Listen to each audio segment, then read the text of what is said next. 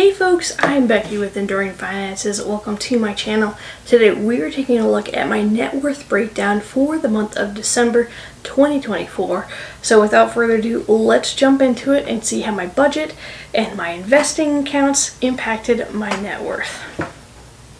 So first off, we see assets minus liabilities is going to equal total what my net worth is. It could be positive, it could be negative. We already know that I'm above $250,000, so unless something drastic happened, we're going to be positive net worth for a really long time. The biggest asset that I have is the estimated market value of what was my primary house, but is now my rental house. That is valued at $326,700. That's based on the last estimate that I received from the government. As far as banks and savings, $500 cash on hand, $500 in my checking account, $0 in savings, and then $1,200 in my emergency fund, and an additional $100 on house projects. We're going to be working on building up an emergency fund for the rental house. I need to do a breakdown of the furniture in the rental house, and then savings for house projects in the future. Those are three on my to-do list in the next month, so we'll see these kind of fluctuate with that. As far as investments, my stock portfolio is now valued at $39,942. My 403b retirement account is valued at $36,713, and my thrift savings plan is valued at $16,523. If you want to know a little bit more about my investing accounts, I do a monthly investment return breakdown. I will link up here so you can check that out if you'd like to. As far as personal property, vehicle $6,200, furniture about $600, gym equipment $1,300, and then other stuff $7,500. And yet again, I need to go through and break down the difference between the rental house and my personal property now, because those are two separate things.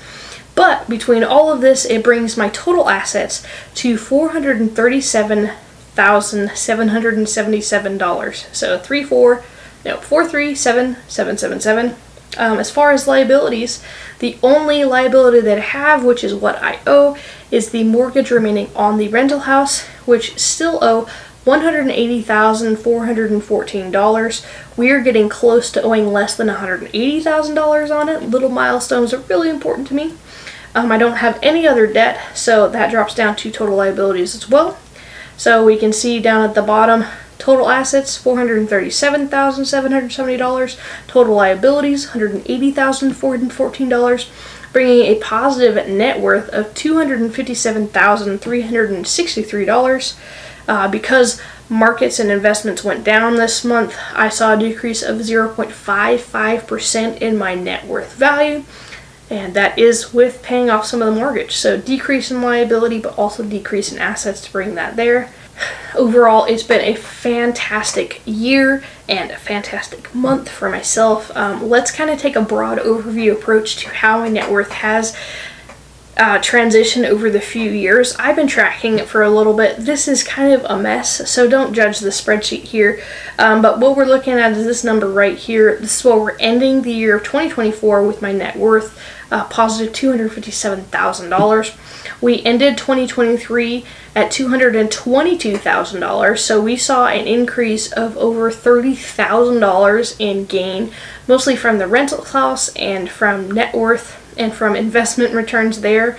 But we did see that big drop between 2022 and 2023 when the estimated market value of my home did plummet and then kind of bounce back up. So we should be looking forward that in the next early spring when they kind of reevaluate my house again. It could go up, it could go down.